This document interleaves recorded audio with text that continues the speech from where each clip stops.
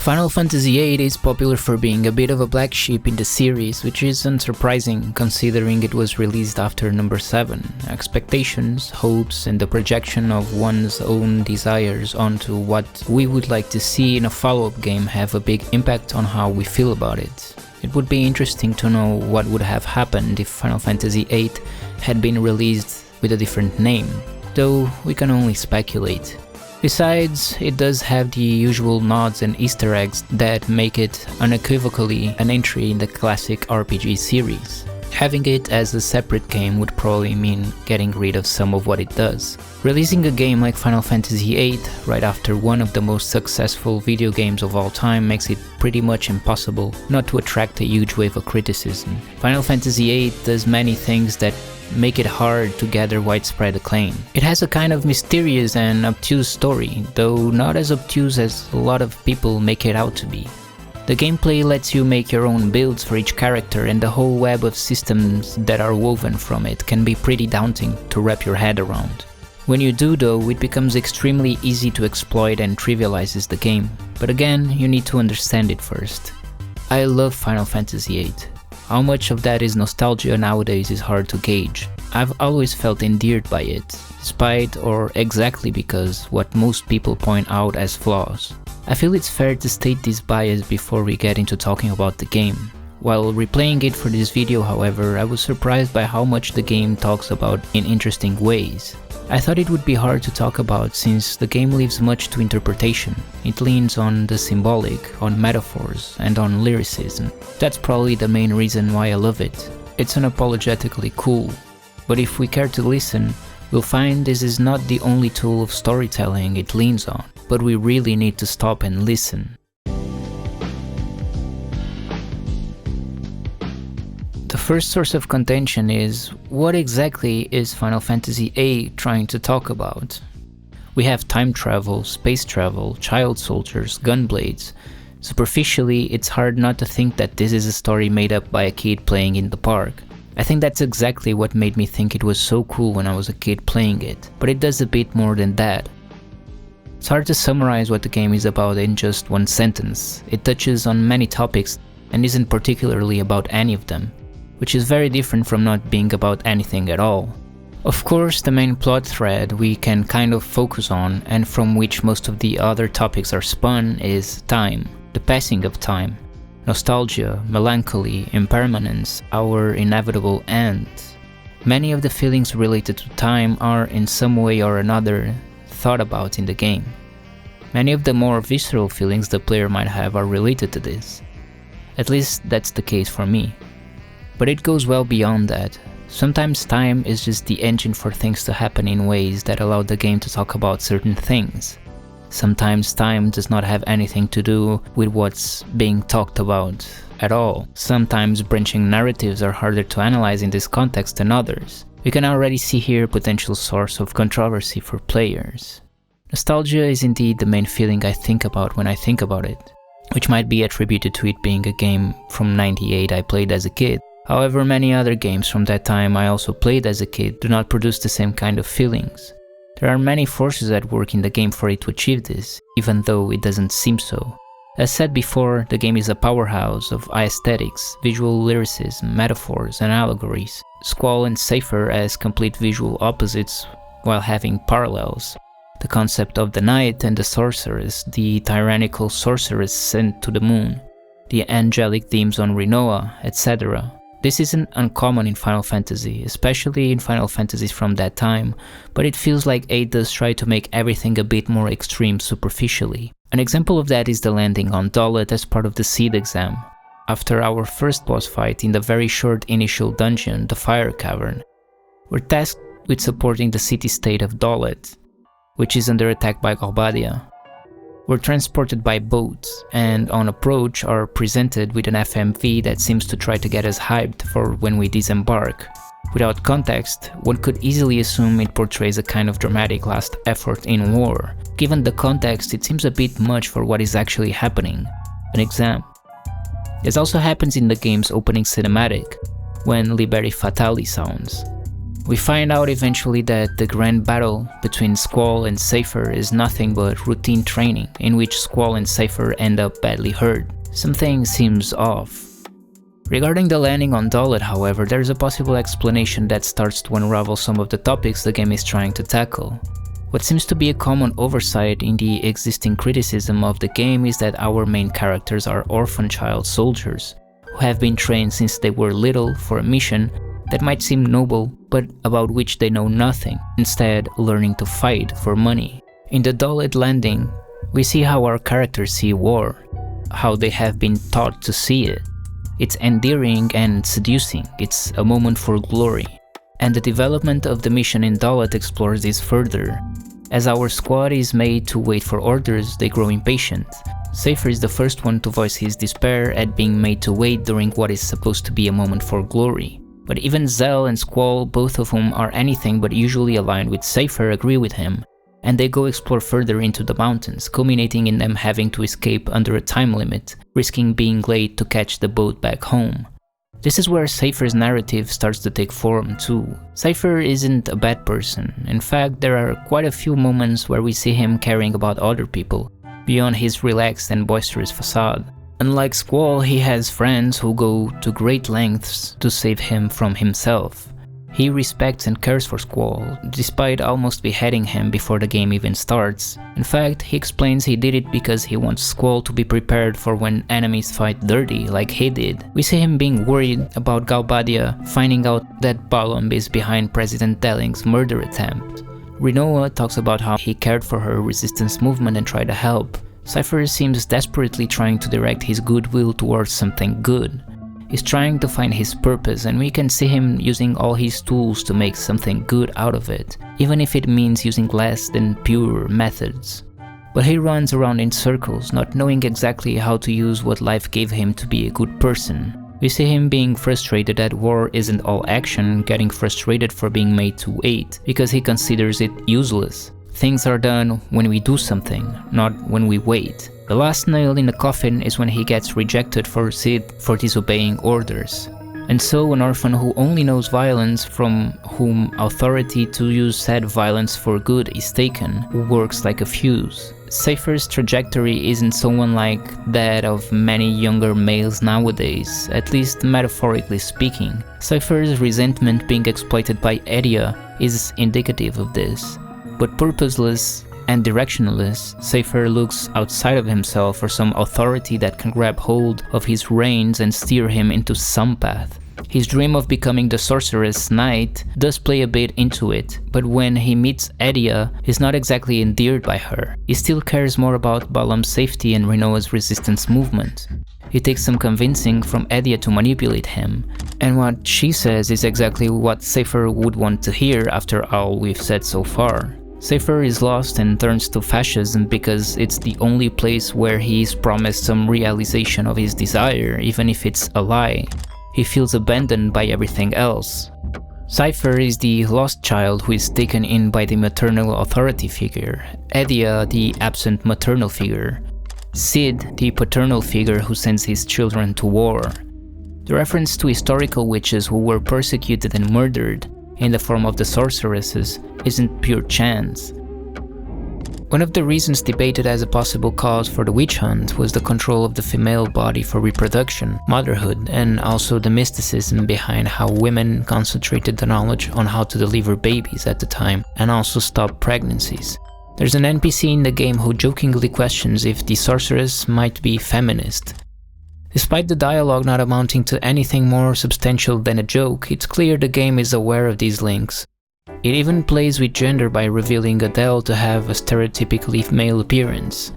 It doesn't go beyond this because Adele isn't explored much deeper than that and mostly serves as a conflictive element to advance the plot further. In summary, not only are the sorceresses women, but the main one is also the maternal figure for all of the main cast. She takes in Seifer, and Seifer vows to protect her, tracing parallels between Sid instilling violence in his children as a father figure, even if for a good cause, and Edia, the mother who naturally imposes her authority without violence, even though she uses Seifer for it. If we think about Squall's story as a coming-of-age story, it's interesting to realize he achieves adulthood by overcoming his adoptive parents. First by facing his mother and later by assuming leadership instead of Sid, the closest thing he's had to a father. Both trajectories with their own hardships. This also culminates in an extra rite of passage. After Squall gets to know his biological father and mother through dreams, Laguna enlists his help to get rid of Ultimecia. It's not that he overcomes qualitatively his parents, it's the fact he becomes dependable on the same level they might have been for him before. Even if Squall gets more relevance on account of being the protagonist, they now speak on the same terms as equal adult human beings. Adding to all the trauma as child soldiers, we have the main cast being made to murder the one who's basically their mother. Considering the accusation of the game's characters kind of feeling lost throughout the events of the game, what else should they feel? Squall is constantly questioning everything that is happening because all his training didn't prepare him for everything the world was about to put in his path. Seifer finds an easier way, let someone else trace my path. Squall tries not to concede, but almost does in the process. Of course, the character we follow closer throughout the game is Squall, but the parallels and opposites between Squall and Seifer are very obvious. Squall, the brunette who dresses in black, who doesn't have friends, wields a revolver gunblade and tries to kill their matron. Seifer, the blonde with a posse, who dresses in white, with a semi-automatic gunblade who takes matron's side. And of course the mirrored scars. In the beginning of the game, while Seifer still hasn't gone rogue, Seifer leads the team into Dalit, and Squall respects Seifer's authority far better than Zell does. These roles are almost inverted. Seifer is never seen following Squall, but it's Squall who keeps trying to find his purpose throughout the game, while Seifer is the one who is being told what to do. From Squall's processing of all the trauma of his past and the potential trauma of present-day events, we start to get a glimpse into the internal conflict of Squall's search for purpose.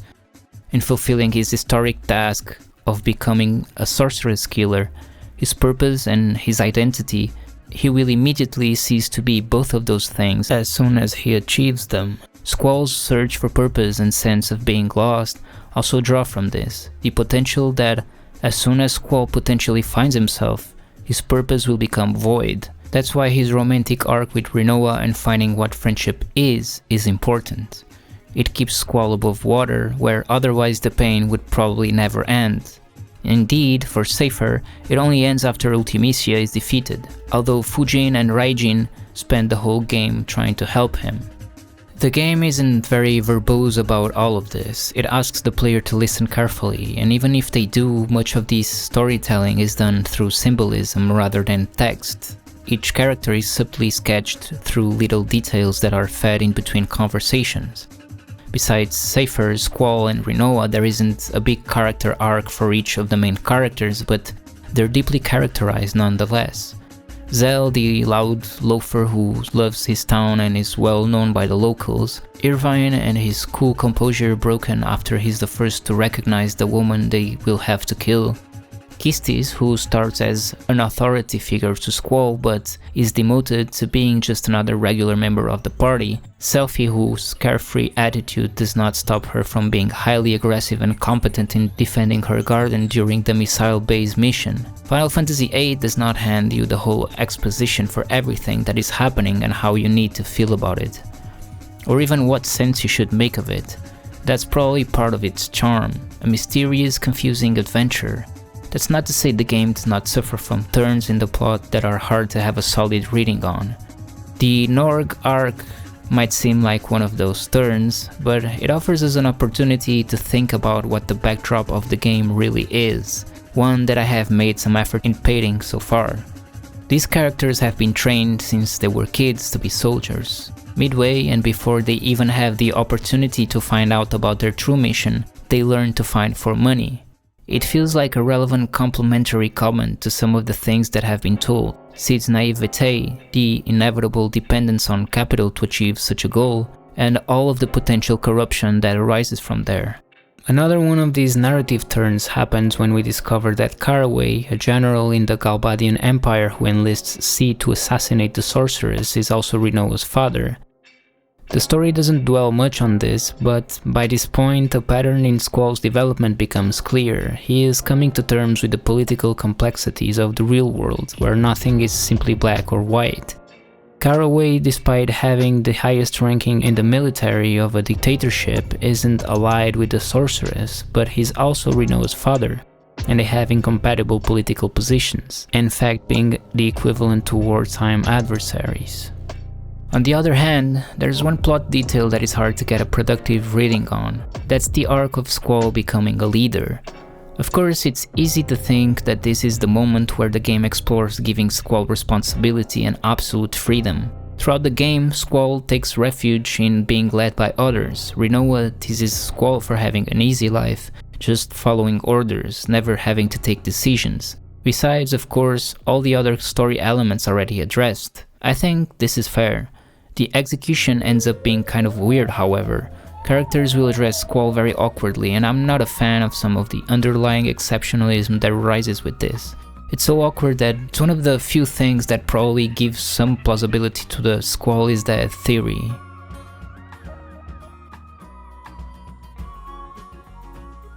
The topic of identity also sees itself reflected in how every character is a blank slate and does not fulfill any practical archetype in battle.